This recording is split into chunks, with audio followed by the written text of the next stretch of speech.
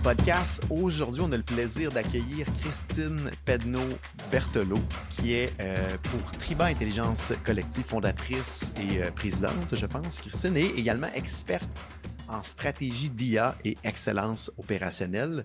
Christine, bienvenue sur le podcast aujourd'hui. Comment vas-tu? Je vais très bien. Merci beaucoup, Jonathan, pour cette belle introduction.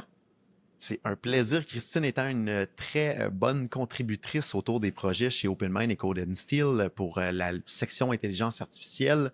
Et aujourd'hui, on va parler avec elle de stratégie d'intelligence artificielle.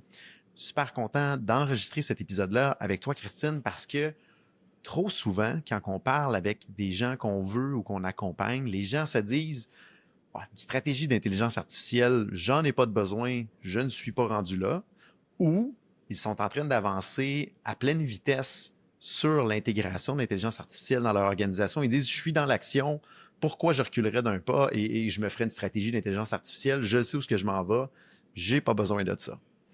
Et là, à discuter ensemble, toi et moi, Christine, honnêtement, il y a des choses que je pense qui vont être super pertinent de parler avec les gens, premièrement, de c'est quoi une stratégie d'intelligence artificielle et à haut niveau, pour les gens qui veulent, par exemple, faire affaire avec toi, comment ça se déroule une démarche pour partir de zéro et pondre une bonne stratégie d'intelligence artificielle. Donc, Christine, je te passe la balle en premier justement sur ces deux cas-là, quand les gens disent « j'en ai pas de besoin, je suis pas rendu là » ou « j'avance à pleine vitesse, j'en ai pas de besoin ». Qu'est-ce que normalement tu leur dis à ces gens-là quand ils ont cette réflexion-là? Bien, tu sais, c'est une très bonne question, Jonathan. Puis pour les gens qui me disent « bien, on n'est pas rendu là », j'aime bien leur répondre « bien, vos employés, eux, sont rendus là ». Donc, l'intelligence artificielle, elle est là qu'on le veuille ou non.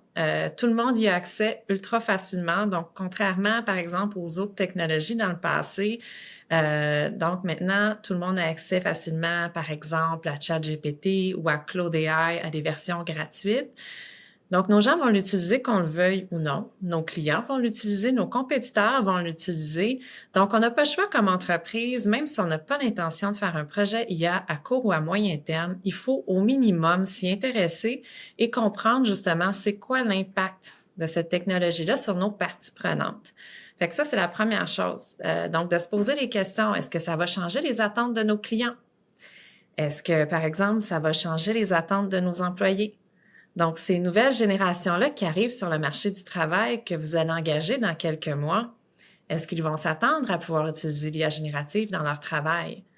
Donc, c'est des questions importantes à se poser qui fait que même si on n'a pas l'intention de faire un projet d'intelligence artificielle à court ou à moyen terme, il faut prendre le temps d'avoir ces réflexions stratégiques-là avec l'équipe de direction pour bien comprendre à quel point ça va impacter notre écosystème. Puis ensuite, on peut prendre une décision justement à savoir comment nous, on veut l'implanter ou comment on veut le gérer dans notre entreprise. Mais pour prendre les bonnes décisions, il faut comprendre comment que ça va impacter notre écosystème. Donc ça, je dirais, c'est la réponse au cas de « on n'est pas rendu là ». Vous n'avez pas le choix, le reste du monde est rendu, fait qu'il faut faire avec. Fait que ça, c'est le scénario 1. Et je dirais le scénario 2, avec les entreprises qui ont déjà des cas d'usage identifiés, c'est super bien.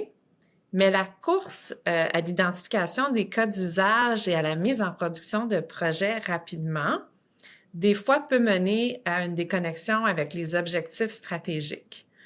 Ce que je veux dire par là, on va prendre l'exemple du fameux chatbot sur le site web ou de l'agent conversationnel. Combien de sites web on a vu avec des chatbots qui ont apparu au courant des dernières années qui étaient peut-être pas nécessairement une priorité stratégique pour l'entreprise ou pas nécessairement le projet qui allait amener le plus de valeur à court terme, mais parce que tout le monde le fait, on a mis notre chatbot sur notre site web. Mais c'est là où c'est important aussi de prendre le temps d'avoir la réflexion de c'est quoi vos priorités pour les 12 prochains 24 mois comme entreprise? C'est quoi les plus gros pain points de vos clients, de vos employés? Puis est-ce que les cas d'usage que vous êtes en train d'identifier viennent soit appuyer vos objectifs stratégiques ou encore répondre justement à ces pain points-là de vos clients ou de vos employés? Si ça ne vient pas répondre à ça, c'est peut-être pas la meilleure solution pour votre entreprise.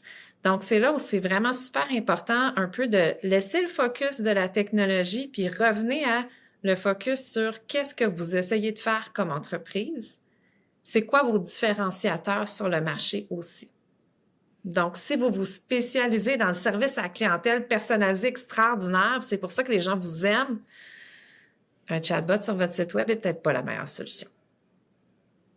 Je rebondis sur 2 points, Christine, que tu disais. La première des choses, c'est si, en tant que dirigeant d'entreprise, vous pensez que vous n'êtes pas rendu là à avoir une stratégie puis une politique d'utilisation de l'IA ou de déploiement de l'IA, bien, vos gens dans votre entreprise sont rendus là. Et moi, ce qui m'a frappé comme exemple, quelqu'un m'a dit un jour, c'est l'intelligence artificielle, contrairement à d'autres technologies, par exemple l'Internet ou l'électricité, du jour au lendemain, ça apparaît dans notre écran. Donc, on ouvre notre téléphone et soudainement, il y a Google qui nous propose ou Apple qui nous propose des fonctionnalités d'IA qui viennent d'apparaître.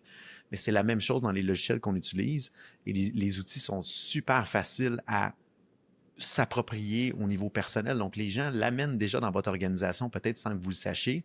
Et si vous n'avez pas bien défini les balises et la vision et la stratégie que vous voulez par rapport à ça, bien, vous risquez peut-être d'en subir les conséquences au final par rapport à ça.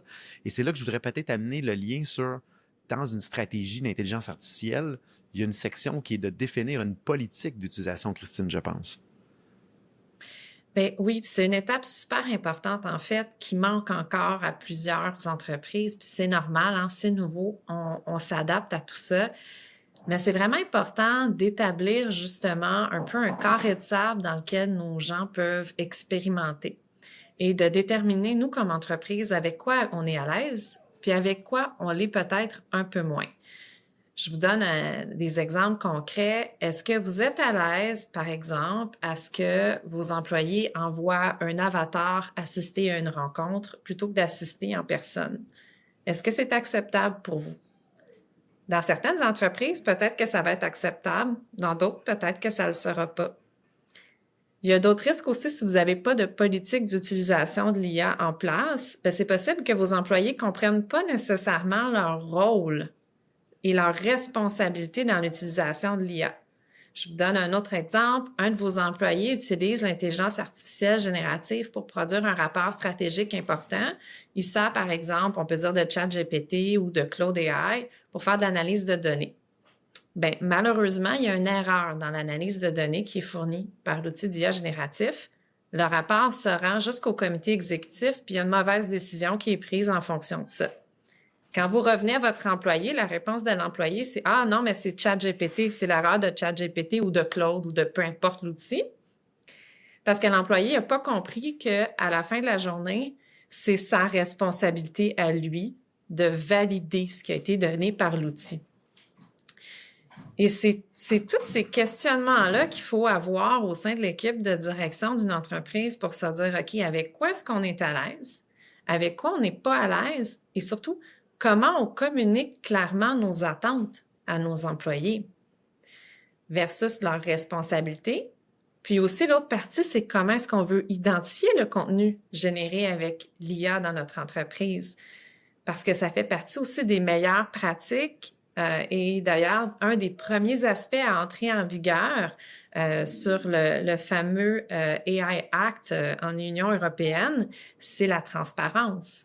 Donc, ce requis de transparence où on doit identifier clairement comment on utilise l'intelligence artificielle dans notre travail et dans les documents qu'on produit, bien, c'est une meilleure pratique à mettre en place, à justement fournir des légendes à utiliser à nos employés, puis les former là-dessus aussi.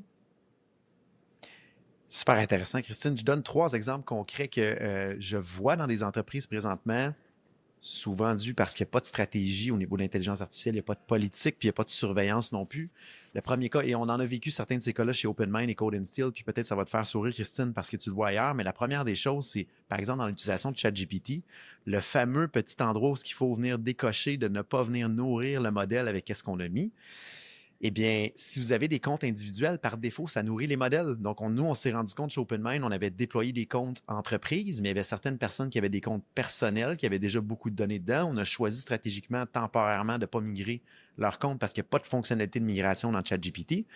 Donc, pour se rendre compte qu'il n'avait pas décoché cette fameuse petite case-là, donc il est en train de nourrir le modèle avec du data quand même assez important. Là. Fait que ça, c'est le genre de cas que probablement c'est en train de se passer dans votre organisation.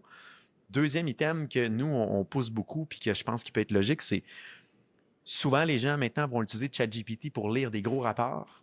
puis d'avoir un résumé et se fier juste à ça. Moi, ce que je dis à ma gang, c'est que vous avez la responsabilité de lire entièrement le rapport et à la fin, vous utilisez ChatGPT pour refaire une deuxième passe par-dessus et venir confirmer s'il n'y a pas des zones grises. Fait que c'est le genre de truc qui peut être pertinent dans des stratégies, dans des politiques d'utilisation. Puis un autre item que nous, on vit de plus en plus, qui je pense qu'il faut que ça soit inclus dans des stratégies puis dans les politiques, c'est si on génère tout à l'intérieur avec ChatGPT, les gens finissent par ne plus lire parce qu'ils se rendent compte que c'est fait avec ChatGPT. Donc, la personne qui génère un texte avec l'IA se doit de le lire lui-même au complet, de l'approuver avant de l'envoyer aux gens. Parce que c'est pas vrai que c'est les autres qui doivent le lire et l'approuver au final. Fait que c'est le genre de cas probablement que vous vivez peut-être déjà dans votre organisation, que si vous prenez le temps de faire une bonne stratégie, une bonne politique, ça allait éviter pas mal d'embûches, je pense, à travers le temps, au fur et à mesure que vous allez avancer. Parce que c'est toutes des choses qu'on découvre en tant qu'entrepreneur parce que c'est nouveau. Mais si on se fait accompagner par des bonnes personnes comme Christine, bien, toutes ces petites embûches-là de découverte qu'on apprend au fur et à mesure, mais Christine nous apporte un bagage, un knowledge qui permet d'accélérer tout ça et d'éviter vraiment des problèmes qui peuvent être coûteux à travers le temps. Ben oui, puis en même temps aussi, c'est d'essayer d'imaginer ben, quelles sont toutes les manières différentes dont nos employés pourraient utiliser l'IA. Il y a quand même plusieurs scénarios justement qui pourraient être problématiques pour une entreprise. Puis des fois, il y a même des implications légales. Donc, on en voit de plus en plus sur des rencontres. Les gens invitent, par exemple, un outil d'IA pour enregistrer la rencontre. Mais c'est pas toujours communiqué clairement. Donc, par exemple, vous avez une rencontre client. Votre client est sur la route, il se joint au téléphone à votre rencontre, puis il voit pas nécessairement qui est dans la rencontre. Vous avez invité un outil IA pour prendre des notes et vous êtes en train d'enregistrer votre rencontre client, évidemment pour le bénéfice du client, pour avoir un compte-rendu détaillé, pour que votre équipe soit plus informée. Mais vous êtes en train d'enregistrer quelqu'un sans son consentement. Il y a des lois pour ça. Vous devez aviser les gens quand vous les enregistrez. Si les gens sont tous en visioconférence et voient que vous avez justement votre outil IA, vous pouvez le mentionner. On le voit dans la rencontre comme étant un individu séparé, si on veut, le note-taker de Christine, on peut dire. Mais si vous avez quelqu'un qui joue au téléphone, qui ne voit pas ça, vous n'avisez pas la personne, vous êtes en train de l'enregistrer sans son consentement. Donc, il y a beaucoup de nuances comme ça dont il faut tenir compte, qui des fois ont même des implications légales par la suite.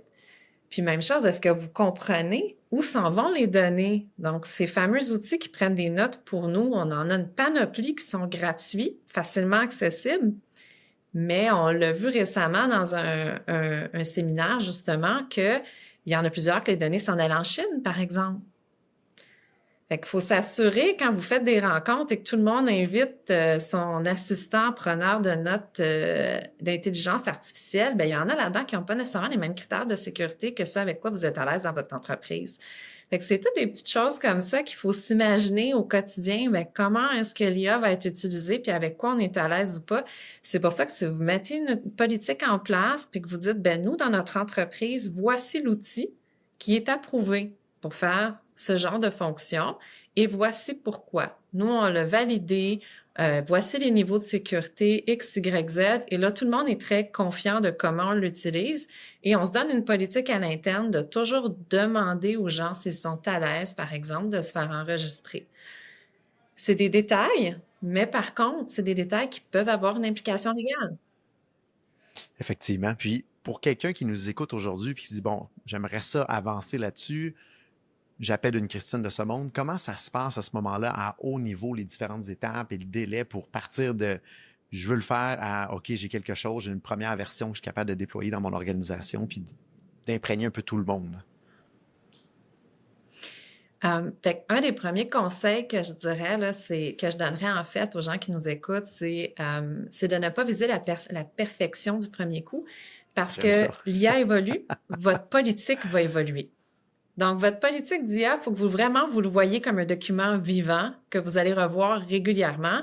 Parce que devinez quoi, il va y avoir un employé quelque part qui va vous surprendre avec une utilisation à laquelle vous n'aviez pas pensé et que vous n'êtes peut-être pas à l'aise et que vous allez vous dire « Ah, il faudrait peut-être rajouter ça dans la politique ». Fait qu'en partant, on part avec la prémisse de c'est une politique qui va être vivante et on va se mettre une gouvernance en place pour la revoir de façon régulière. Donc, première chose, à quoi ça ressemble, par où on commence? Moi, je recommande toujours de commencer avec une formation en intelligence artificielle Pourquoi? Parce que justement, pour au moins comprendre les bases de qu'est-ce qui est possible de faire, c'est quoi les enjeux éthiques, c'est quoi la meilleure stratégie pour votre entreprise. Donc, vraiment, pour vous permettre de vous faire une tête sur où est-ce que vous voulez vous en aller avec ça, la première étape, c'est vraiment de se former. Et ça peut se faire assez rapidement, Jonathan. 2 jours d'atelier, puis à la fin des 2 jours, vous avez vraiment une bonne idée de quels sont les différents types d'intelligence artificielle, quels sont les meilleurs cas d'usage pour votre entreprise, quels sont les différents biais dont vous devez justement tenir compte et tout ça. Et cette formation-là vous donne vraiment les bases pour vous faire une tête sur, OK, ensuite, qu'est-ce qu'on veut mettre dans notre politique? Puis pour faire une politique d'utilisation de l'IA en entreprise, il commence de plus en plus à avoir des modèles qui existent, différentes meilleures pratiques qui existent. Il y a la norme ISO aussi qui est sortie. Donc, il y a plein de normes autour qui existent qui peuvent nous aider à nous donner des balises. Et ça peut se faire assez rapidement dans un workshop d'une journée, un après-midi, où vous pouvez commencer justement à mettre les bases un peu de votre politique. Une chose qui est très importante, assurez-vous, quand vous faites ces activités-là, que ce soit de la formation ou de la mise en place de politique, d'avoir les groupes les plus diversifiés possibles. Assurez-vous d'avoir des gens de chaque département, de backgrounds différents. Assurez-vous, par exemple, lorsque vous mettez la politique en place et que vous voulez justement comprendre comment les gens l'utilisent, assurez-vous que vous avez autour de la table des gens qui l'utilisent, qui sont vos early adopters, justement, qui vont être capables de vous dire « Hey, moi, je l'utilise comme de cette façon-là. Est-ce que c'est correct ou pas? » Donc, vraiment, assurez-vous d'avoir le plus de diversité possible autour de la table. C'est comme ça que vous allez réussir à réduire vos angles morts. Je trouve ça vraiment intéressant. Puis je dépose un petit quelque chose de réflexion qu'on a eu de notre côté sur les fameux early adopters qu'on avait. Il y a beaucoup de gens qui viennent me voir, qui me disent OK, comment je peux identifier mes porteurs de flambeau dans l'organisation? On a développé un petit acronyme ici dans l'entreprise qui s'appelle COPE, C-O-P-E. Généralement, les meilleurs porteurs de ballon pour l'IA, de nous, notre côté, ce qu'on a observé puis chez les clients, c'est ceux qui sont très curieux, qui sont optimistes par rapport à l'intelligence artificielle, qui sont passionnés de la technologie et de ça, et qui sont entêtés. Donc, de la manière qu'on essaie souvent de dire, bon, est-ce que c'est le bon porteur de ballon, mais est-ce que les 4 lettres du COP, COP est souvent facile à retenir comme acronyme. Et je pense que Samis, ça peut vous aider à réfléchir à est-ce que vous avez les bonnes personnes ou identifier les bons early adopters en tant que tels. Parce qu'il y en a qui sont les premiers à l'utiliser, mais ne sont pas toujours optimistes ou ne sont pas toujours entêtés pour réussir à amener ça au niveau où ce qu'on va aller au final. Donc, je pense que c'est important, comme tu dis, d'avoir par contre dans ces réflexions-là l'ensemble du spectre des différentes personnes qui peuvent avoir dans l'organisation.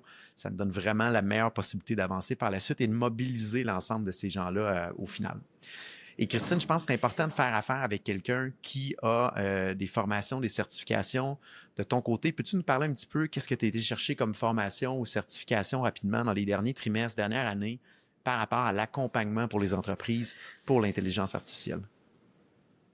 Ben oui, en fait, merci Jonathan de poser la question. Je pense que, tu sais, avec l'engouement qu'on voit pour l'IA, on a beaucoup d'experts en IA justement qui voient le jour aussi, entre autres. Ce qui est pas de mauvaise chose, mais ça dépend vraiment de ce que vous cherchez. Tu sais, c'est sûr que si ce que vous cherchez, c'est une formation pour ChatGPT, vous n'avez pas nécessairement besoin de quelqu'un qui a une certification très complexe. Mais par contre, quand on parle de stratégie, quand on parle de mettre en place une gouvernance qui peut avoir, par exemple, des impacts légaux, je pense que c'est important de s'assurer justement de faire affaire avec des gens qui ont eu cette réflexion stratégique-là, mais aussi la formation puis les meilleures pratiques en vigueur.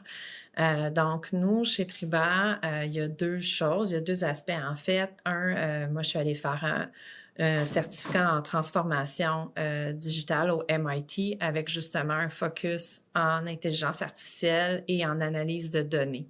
Ce que ça fait, c'est que ça nous donne ensuite des frameworks qui sont reconnus de manière internationale pour justement faire de l'analyse de différents scénarios en termes de cas d'usage, par exemple, puis s'assurer qu'on suit les meilleures pratiques en vigueur qui sont justement basées sur de la recherche. Donc ça, je pense que c'est super important. D'un autre côté, on a aussi été chercher une certification de Certified AI Transformation Leader par le USA Artificial Intelligence Institute. Ce que ça fait, ça c'est vraiment axé justement sur la mise en place des meilleures pratiques pour faire une transformation basée sur l'IA en entreprise.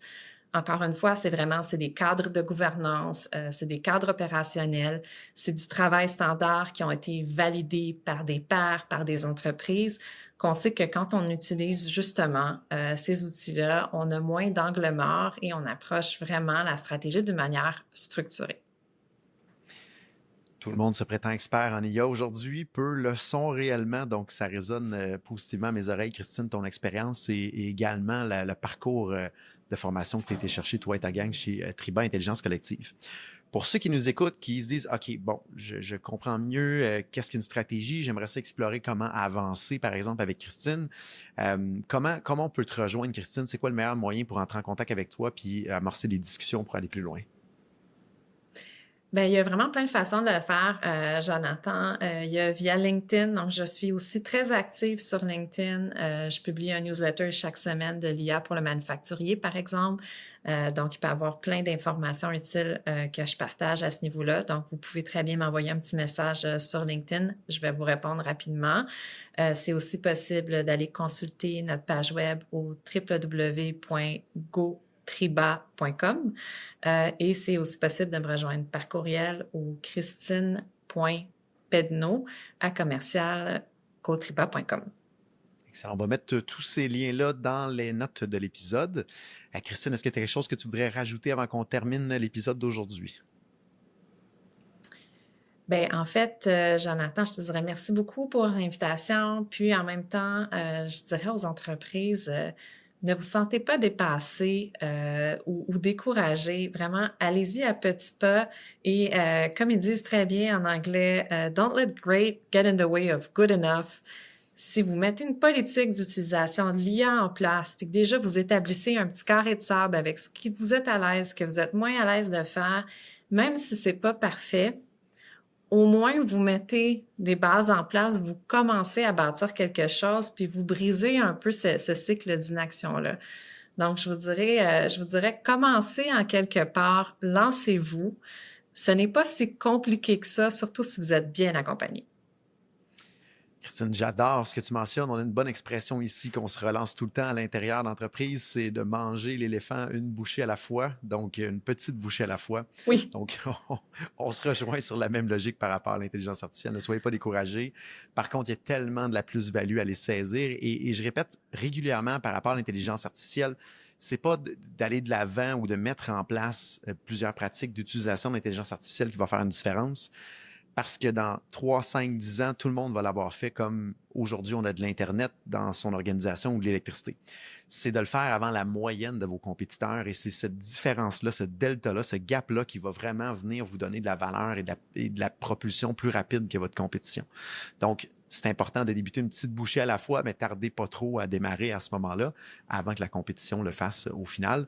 Christine, merci beaucoup de ta générosité pour ton temps aujourd'hui pour venir parler. Toujours un plaisir. On aura la chance également de couvrir un sommet en intelligence artificielle à San Francisco dans quelques semaines en juin, donc un des plus gros sommets sur l'intelligence artificielle. Donc, vous allez sûrement voir Christine réapparaître peut-être dans des podcasts, peut-être directement en direct de San Francisco dans les prochaines semaines.